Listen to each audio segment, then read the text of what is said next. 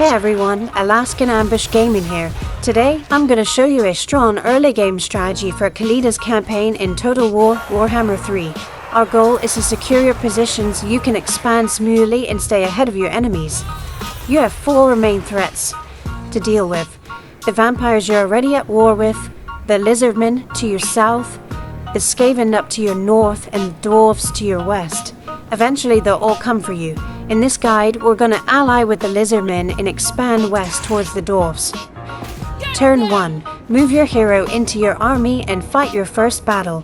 Try to minimize damage and get the extra movement range. Take the nearby settlement and occupy it.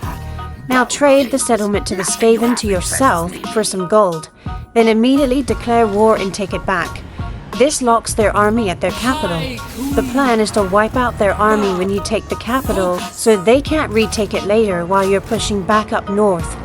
Recruit a few more units. For tech, I recommend starting with the 4th Dynasty. Tomb Guards and Shakti as some of your early high-tier units, and the 4th Dynasty synergizes with this quite well.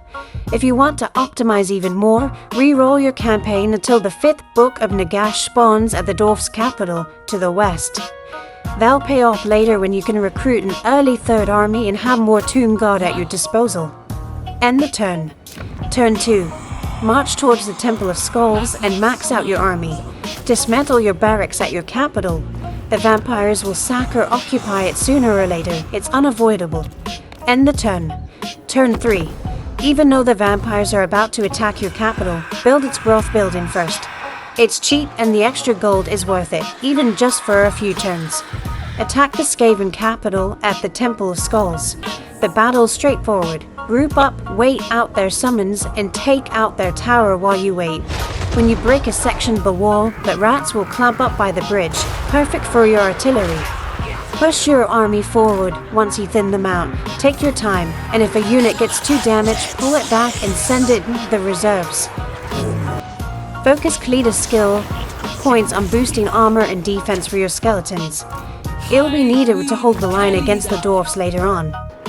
Get the Casket of Souls right after the fight. If you recruit it earlier, your army won't have enough movement to reach the Temple of Skulls in time. Luckily, this battle's manageable without it.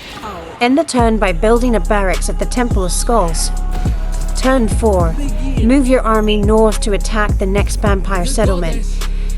It'll take 2 turns to get there, so Machin channeling stands for more winds of magic.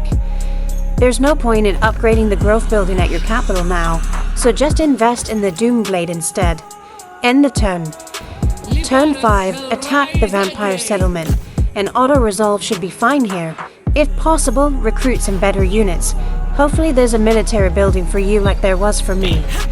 Now, trade the Temple Skulls to the Lizardmen. And the barracks you built there increases its value enough for them to accept a vassalage. This secures your southern border. End the turn. Turn 6. By now, the vampires will have attacked your capital or will do so soon. Force march your army north to defend it. The vampires will see your army as a threat and will try to stay just out of reach or force a retreat so you can't finish them off. End the turn. Turn 7. In my run, the vampires sacked the capital and pulled back out of reach. I use ambush stance to lure them in. Depending on RNG, it might be different for you. Maybe you reach them outright or they hit you with multiple armies.